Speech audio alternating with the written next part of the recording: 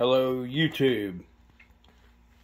I want to talk to you today about the Duracell powersource 660 model. Now, I don't do photo editing and I'm not a professional, but I got something to say about this unit.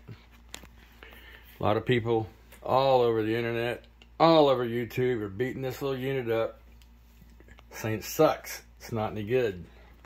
Well, it's easy to say why. It's huge. It weighs 60 pounds. It really depends on, what you want to do with it. It has a tiny battery, about, 660 watt hours, which you can get really small units that can do that much.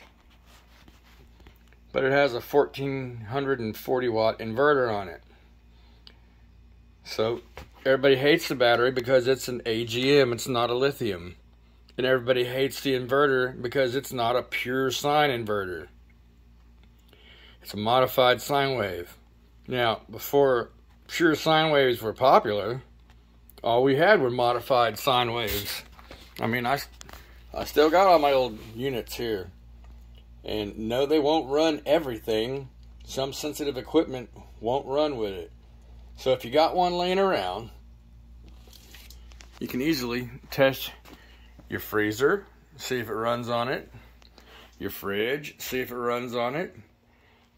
Both of mine did. So, can it charge by solar? Yes.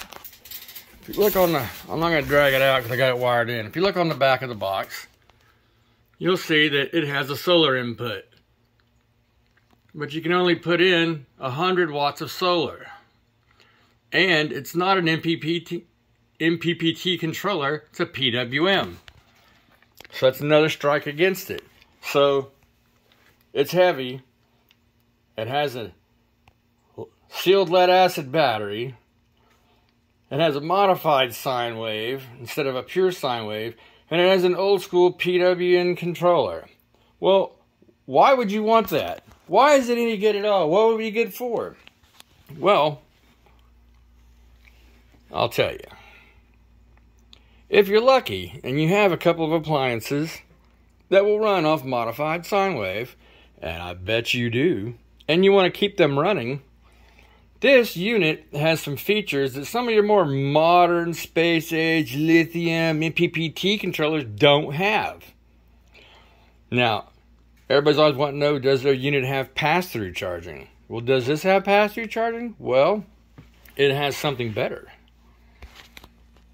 When you're hooked in to the 110, and then you're plugged in here, and the unit's on, I mean, it can be off, but you want it on so it's working, it doesn't, the inverter's not running.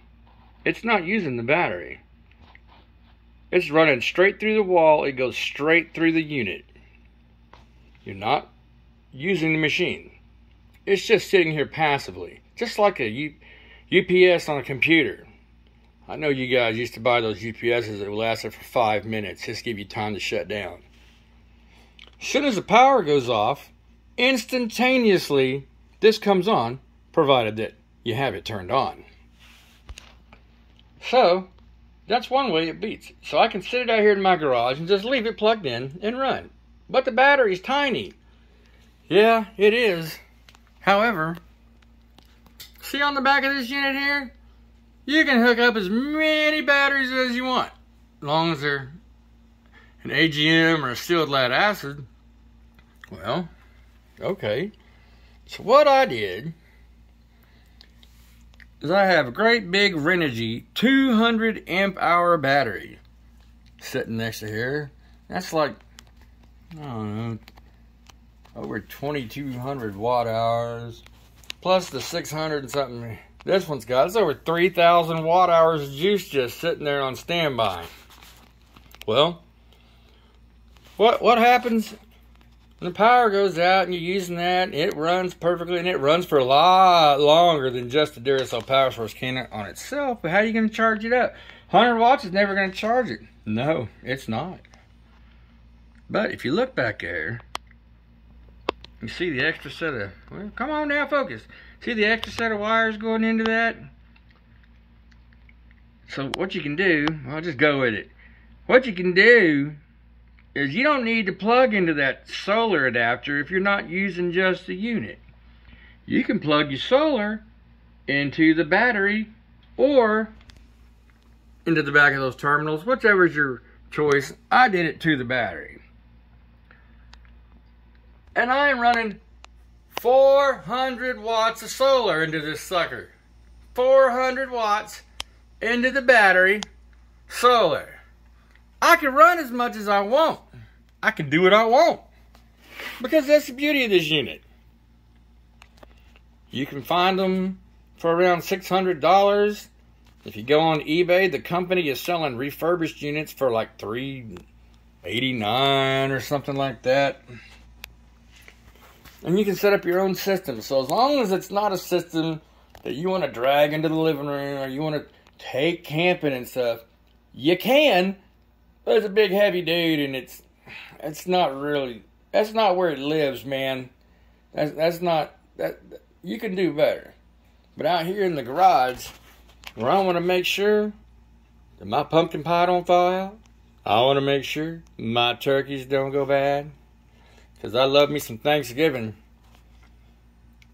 It's going to live out here. This battery, this unit, my solar panels, and they just going to do their thing. So don't believe all the trash talk that you hear on YouTube, posted by a bunch of people that get paid to sell solar generators and power supplies, because they're obviously going to trash this unit. Thank you for your time.